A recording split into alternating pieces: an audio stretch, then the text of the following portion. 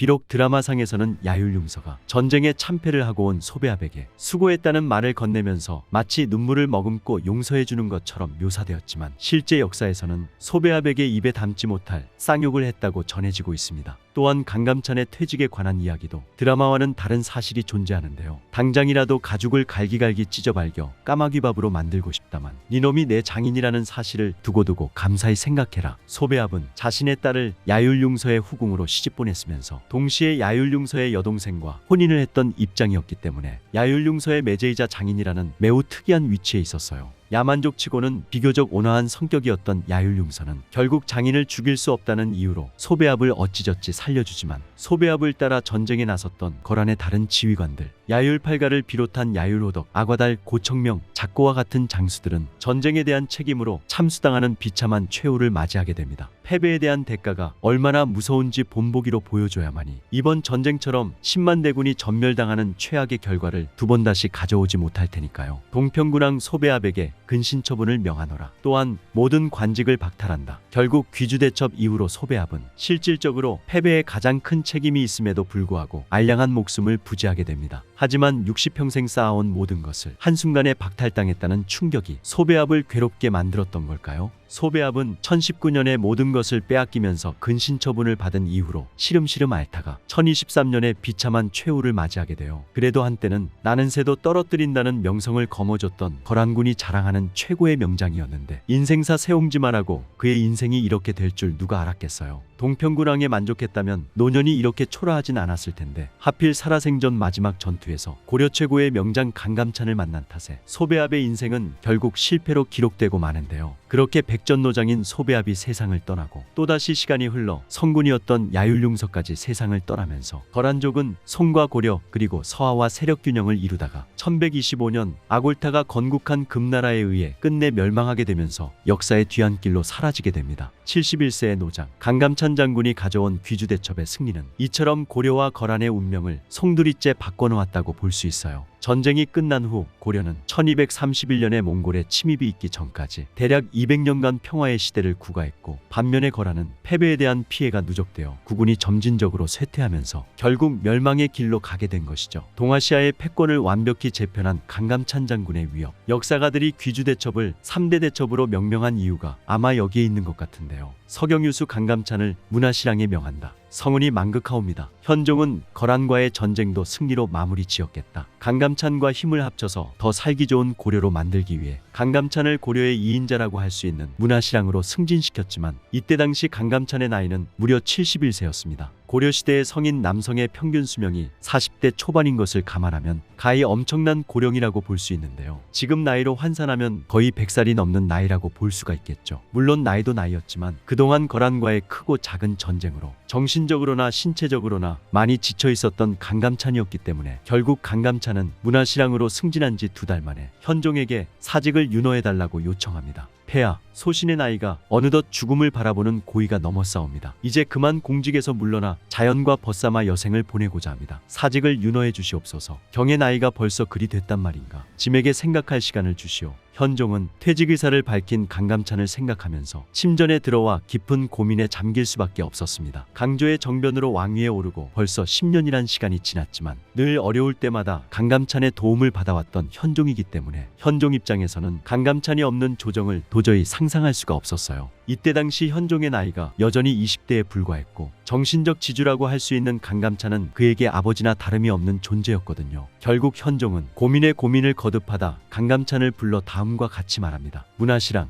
이 기나긴 전쟁에서 고려가 달콤한 승리를 맛보긴 했지만 고려의 사직에는 아직 경의 지혜가 필요하오. 아니 정확히 말하면 짐에게 경이 꼭 필요하오. 그러니 3달에 한 번만이라도 얼굴을 비춰줄 수 없겠소. 강감찬은 현종의 간절한 부탁에 감개무량하여 몸둘 바를 모르는 모습이었습니다. 자신이 가장 경외하는 황제에게 이토록 필요한 존재라는 것은 그에게 헤아릴 수 없는 기쁨이었고 살아가는 의미를 확인받는 순간이었죠. 폐하, 부족한 소신을 그렇게 생각해 주시니 성은이 만극하옵니다. 이 한 몸 바쳐 숨이 끊어지는 마지막 순간까지 고려를 위해 폐하를 보좌하겠사옵니다. 정말 고맙소. 그렇게 강감찬은 현종의 간절한 부탁을 받아들이고 지금 나이로 따지면 100세가 넘는 나이로 공직 생활을 이어나가는데요. 이후에 현종이 강감찬을 문화시중에 올리면서 강감찬은 황제를 제외하고 고려의 1인자에 오르게 되죠. 하지만 승리의 기쁨도 잠시, 고려를 위해 맹렬하게 싸웠던 영웅들은 귀주대첩 이후로 하나둘씩 세상을 떠나게 됩니다. 귀주대첩이 일어난 해인 1019년 검교사 수문화시중 유진이 세상을 떠나고 2년 뒤인 1021년에는 강감찬과 거란족을 섬멸했던 강민첨이 세상을 떠났으며 1024년에는 최양이, 1026년에는 지체문이 숨을 거두게 되죠. 뿐만 아니라 1028년에는 원성왕후와 원평왕후까지 갑작스럽게 세상을 떠나면서 조정의 분위기는 10년 동안 슬픔으로 가득 차게 되는데요. 그렇게 시간이 흘러 1031년이 되고 비교적 젊은 38세의 나이로 현종까지 승하하게 됩니다. 이 당시 84세였던 강감찬은 현종이 승하했다는 소식을 듣고 하늘이 떠나갈 듯이 슬퍼하는데요. 폐하,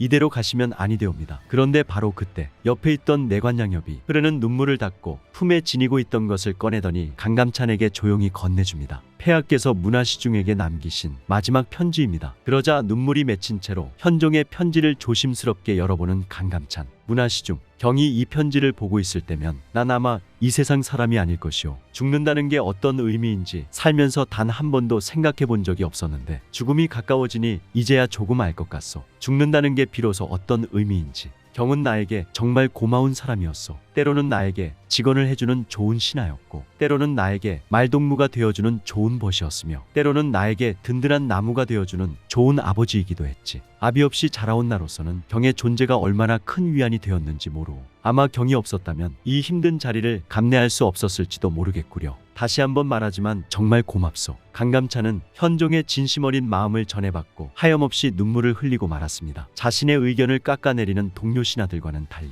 늘 강감찬의 의견을 지지해주고 묵묵히 따라주었던 고마운 사람. 강감찬이 현종에게 고마운 존재였던 것처럼 현종도 강감찬에게 더없이 소중하고 고마운 존재였던 것이죠. 그런데 현종의 죽음은 강감찬에게 상당한 충격으로 다가왔던 걸까요? 결국 강감찬은 현종이 세상을 떠난 지 3개월 후에 84세의 나이로 생을 마감하게 되는데요. 강감찬이 세상을 떠난 후에 사관은 다음과 같이 강감찬을 평가하고 있습니다. 하늘이 이 백성을 사랑하시며 국가의 재앙이 닥쳐오려고 하면 반드시 세상에 이름난 현자를 낳아 대비하시는구나. 역신들이 반란을 꾸미고 강대한 적이 침입해와서 안팎이 어지럽고 혼란해져 나라의 운명이 위급했는데 그때 강공이 없었다면 어떻게 나라를 다스렸을지 알 수가 없다. 강공은 모의에 참여하고 나가서는 정보를 담당하며 재앙과 변란을 평정하고 사만을 회복하여 이로써 종묘사직과 생민들이 영원히 힘입도록 했으니 하늘이 낳으신 자를 통해서 이 사람들이 재앙을 대비한 것이 아니라면 그 누가 이와 같이 할 수가 있겠는가. 사실 강감찬 장군은 운이 좋은 사람이라고 볼 수가 있어요. 그가 처음에 관직에 나갔을 때만 해도 체격과 용모가 볼품이 없고 입고 다니는 옷이 지저분하다는 이유로 별다른 주목을 받지 못했지만 현종이라는 성군을 만나면서 그의 집요한 태도가 빛을 발할 수 있었습니다. 강조가 현종을 옹립하지 않고 남색을 밝히던 목종을 계속 왕위에 앉혀놓았다면 과연 강감찬 장군의 귀주대첩이 나올 수 있었을까요? 아마 나올 수 없었을 것입니다. 하지만 현종은 강감찬의 외모가 볼품이 없다는 이유로 괄시하지 않았어요. 안팎으로 위기에 처한 현종에게는 실질적으로 고려의 힘을 보탤 수 있는 신하가 필요했고 때마침 거란족의 동향을 면밀하게 살피는 강감찬의 집요한 모습에 탐복하여 그를 죽는 마지막 순간까지 신임하게 된 건데요. 그러자 동료 신하들은 더더욱 강감찬을 안이 꼽게 생각했습니다. 깔보고 무시했던 자가 한순간에 왕의 신임을 받아 중책을 맡았으니 이들 입장에서는 기가 막히고 코가 막힐 노릇이었겠죠. 실제로 1012년에 강감찬은 감찰어사 이인택에 의해 탄핵당하지만 현종은 도리어 이인택을 파직하면서 강감찬을 철저하게 보호합니다. 현종의 보호가 있었기에 강감찬은 차질 없이 거란의 침입에 대비할 수 있었고 귀주벌판에서 자신의 실력을 여과 없이 발휘할 수 있었던 건데요. 만약 현종이 강감찬의 능력을 알아보지 못하고 엉뚱하게 유진 같은 자의 말을 들었다면 역사의 향방은 전혀 다른 쪽으로 흘러갔을지도 모릅니다. 강감찬 장군과 현종의 업적에 깊은 감사를 올리면서 영상을 마치겠습니다. 구독과 좋아요는 제가 영상을 제작하는 데 큰 힘이 됩니다. 구독, 좋아요